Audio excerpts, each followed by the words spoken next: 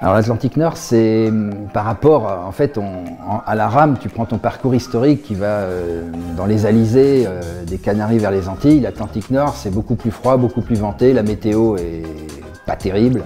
Et donc c'est réservé, je dirais, à des gens qui ont envie de prendre quelques risques supplémentaires.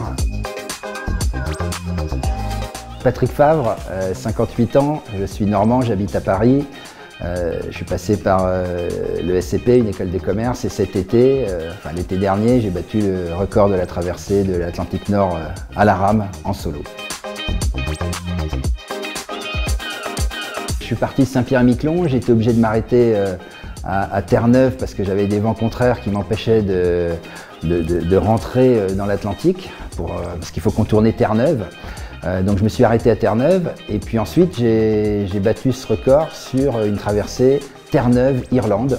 Voilà, je voulais arriver à Brest mais des vents contraires m'en ont empêché. Donc ça a duré 32 jours, le record du monde était de 39.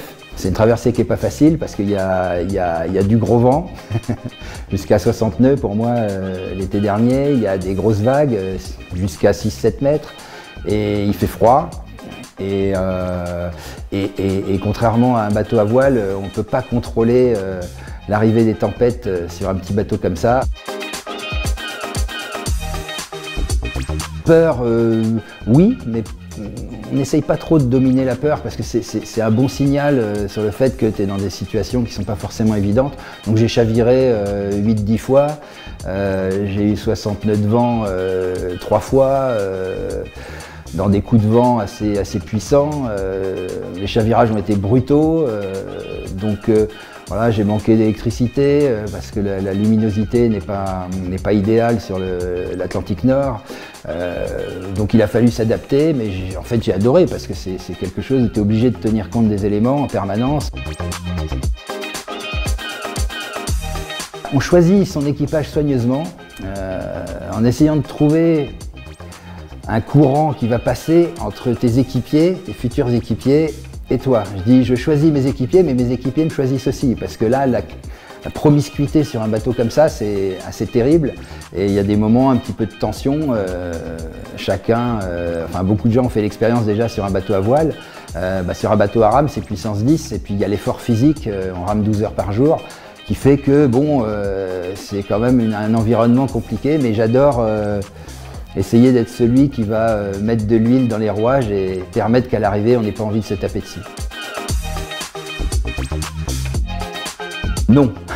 Il y a beaucoup de gens qui m'appellent, enfin beaucoup, c'est raisonnable, pas besoin d'un standardiste, mais il y a quand même pas mal de gens qui m'appellent pour me dire tiens, j'ai envie de faire une traversée de l'Atlantique à la rame, mais non, c'est pas à la portée de tout le monde, ça sert à rien de vouloir faire ça si on a fait 0 sport dans sa vie.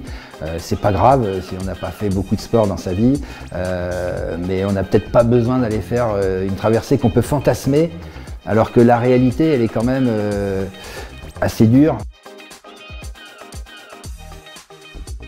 La logique voudrait que j'aille vers le Pacifique Nord, puisque les 2 gros records de tout le secteur de la rame océanique dans le monde, les 2 plus difficiles, c'est l'Atlantique Nord et le Pacifique Nord.